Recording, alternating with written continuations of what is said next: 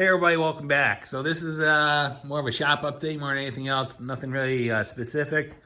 Today is December 3rd. It's Saturday up in the Northeast. It's about 50 degrees. It's raining out. Pretty shitty day.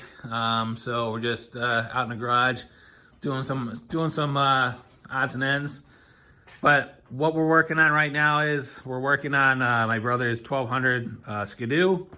So this is I'm probably gonna get this wrong. This is a 2015, I think. It's either 14 or a 15. And what we're doing is we're doing track swap. And believe it or not, this sled has 10,000 miles on it. And really, this is kind of a testament of the reliability of the engine in that Skidoo. If you look on forums, especially obviously Skidoo forums, there are many of these sleds with 30,000 miles on it with no issues. So Dave has had this sled for about 3 years, and it's been rock solid. Other than changing oil on it, really in normal maintenance, really not much to do on it. But what we're doing to it, like I mentioned before, is we're actually replacing the track. Last year, I'm not sure what happened, or he hit something, but the track actually developed a hole in it right in the center. So we actually caught that in the spring of last year. We're replacing the track on it. So right now the track is in it. Everything is back together. We have the skid right there. We are just waiting for the shocks to come back from the rebuilder. The guys have them for about a week. We expect them to have them back midweek. And then that thing will be going back in. And we've gone ahead and replaced the slides and all the bearings on the others and the bogies. Stuff that you've seen before on the channel. No sense of filming that.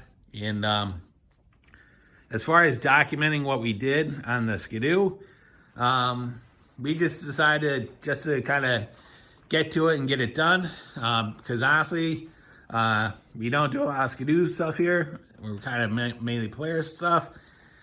And I'll be perfectly honest with you, there are a ton of great videos out there that document what you need to do on this. And what I'm going to do is I'm going to link them in the description of the video so you can take it out for yourself. The way I look at it is, Dave and I were doing it, and it was our first time working on this thing, really getting into the guts of it. And we had a certain amount of time to get this thing done. And I knew if we filmed it, it would just take 3 times as long. So we decided to just go to it and get it done. So the only thing I noticed was, and this is kind of a minor complaint, and my brother noticed the same thing, Skidoo, for whatever reason, they decided to use every kind of nut and bolt that's out there. And what I mean by that is there's Torx bits of different sizes, there's Allen heads of different sizes, and then there's regular bolts of different sizes. And it got to the point where, as we're working on this thing, we had everything out. Yeah, Allen heads, Torx bits, regular sockets, wrenches, whatever. And it's just one of those things. If Skidoo just said, hey, we're going to use T30s or whatever for this, and basically just use them for all that, it made more sense.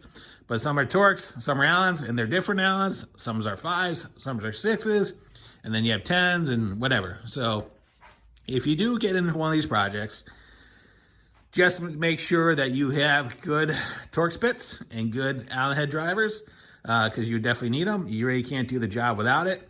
But as long as you have all that stuff, it's not that big of a deal. So bear that in mind.